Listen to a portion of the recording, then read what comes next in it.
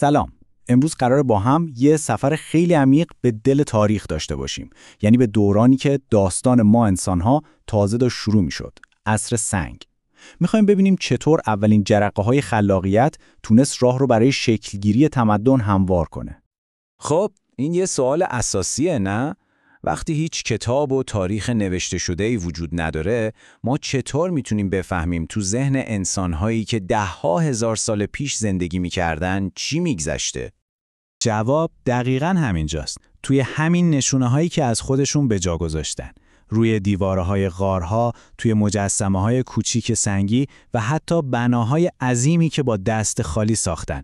اینها در واقع زبان خاموش اجداد ما هستن. پس بیایید این سفر رو شروع کنیم. از بقا تا جامعه. داستان ما 3 پرده اصلی داره. اینم از نقشه راهمون. اول میریم سراغ دوران پارینه سنگی، یعنی زمانی که انسان‌ها شکارچی و گردآورنده بودن.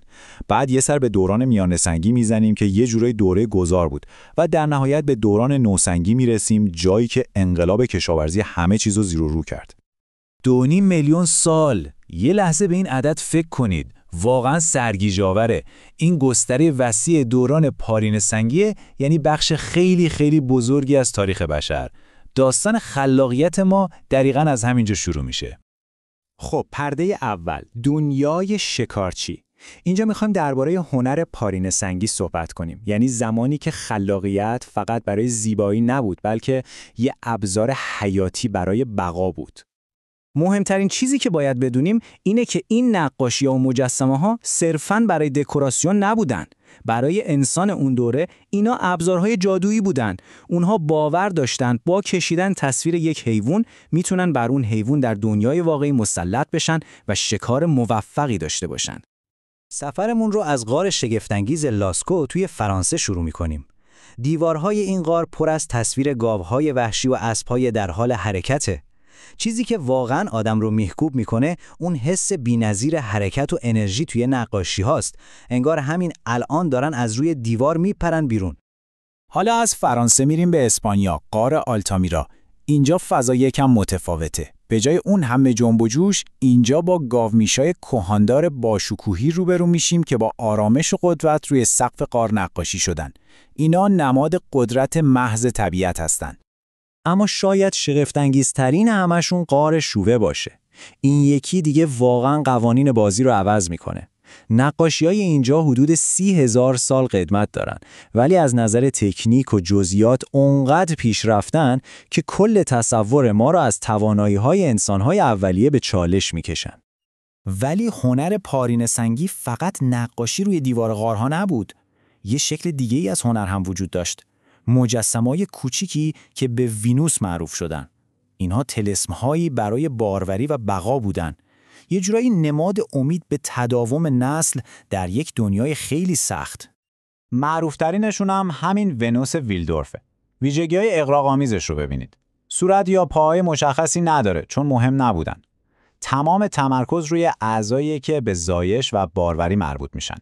توی دنیایی که بزرگترین دغدغه زنده موندن بود، این مجسمه کوچک حکم یک دنیا امید رو داشت. و اینجاست که وارد پرده دوم میشیم. جهانی در حال گذار. عصر یخبندان تموم میشه، آب و هوا بهتر میشه و دنیای انسانها هم شروع به تغییر میکنه.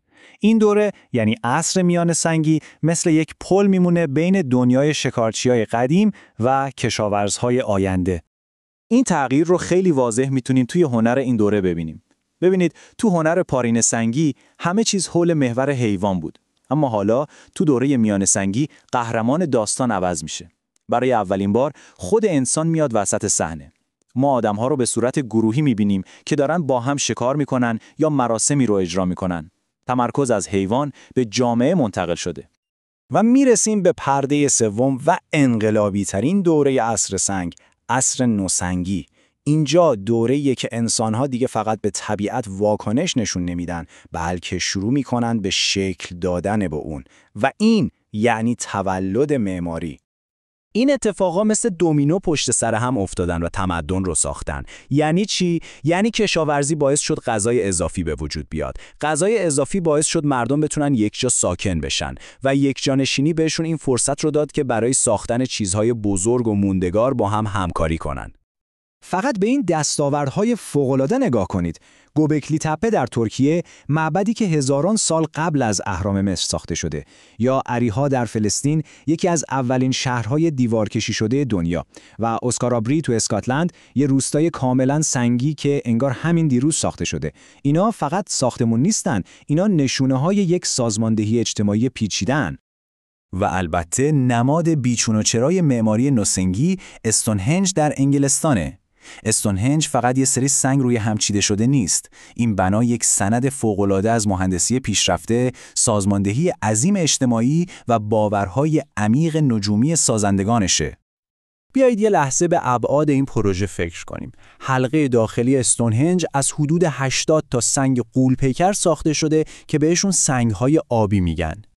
هر کدوم از این سنگ‌ها به طور متوسط 4 تن وزن داشته. 4 تن، یعنی سنگین‌تر از 2 تا ماشین سواری. و یادتون باشه اون موقع نه جرثقیلی بود نه کامیون.